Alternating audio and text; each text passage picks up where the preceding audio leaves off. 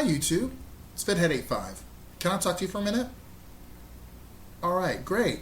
Okay, so I'm looking, during the World Cup, there was a city or a town covered during the World Cup in South when it was taking place in South Africa, and that town was called Oranje. Oranje was an African reservation. Just basically think of it as how Native Americans in the States, but with white people.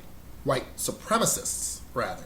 Because a lot of white people are ashamed of white supremacists. So, just like a lot of us are kind of like with a lot of black extremists that are like, separate from the, everything and whatnot. So, Leith, North Dakota is not exactly under siege, but there is a credible thought that it could lead to a threat should Craig Cobb get his wish. He's a 61-year-old self-described white supremacist. He is a native of Missouri and moved up to Canada. And then he came back into North Dakota because of the North Dakota oil boom. And there's something, I think he got in trouble in Canada or something like that. And he fled down, or they haven't decided to extradite him yet.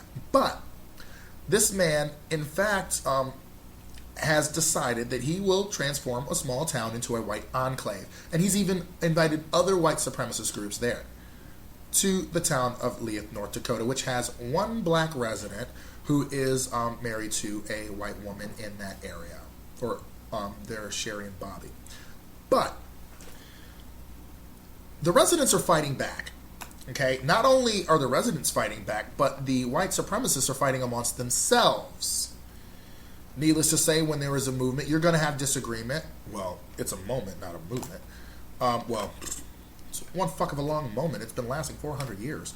But the residents are fighting back. They are saying, no, we will not let this kind of thing happen. The mayor has vowed that he or she will do everything in their power to not get the. They don't want this guy.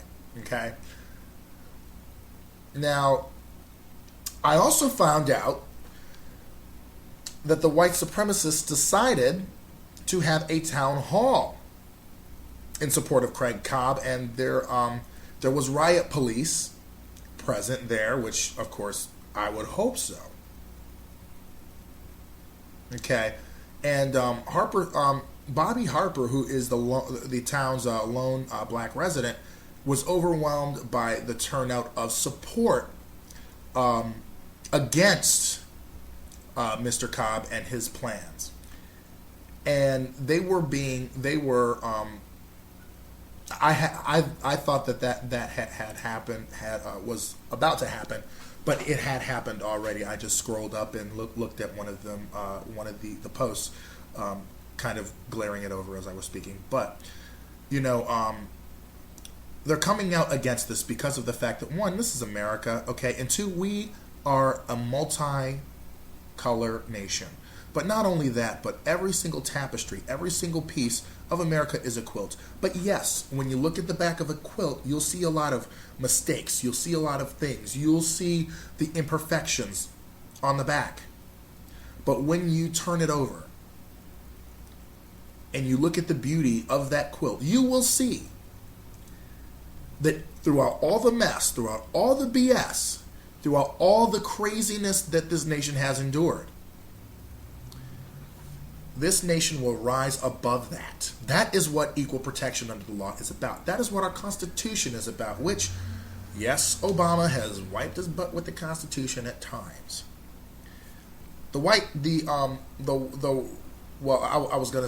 right conservative bend have been taking dumps on the Constitution. This Roberts Court is the worst court for America ever. But I actually wonder what would happen if Craig Cobb and his white supremacist friends did take ownership of this town, or whatever, and they were told that they're out, that they will leave this town if the Supreme Court would say no, they cannot.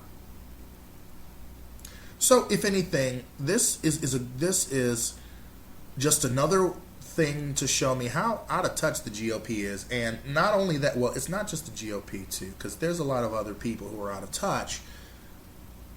But this is something that is a mixed bag, but it's also a mixed blessing, a blessing in disguise, because of the overwhelming support to leave the town alone and to kick Cobb out. I think that's awesome. So, if anything, let me know what you think about what's going on in North Dakota, and thanks for letting me talk to you.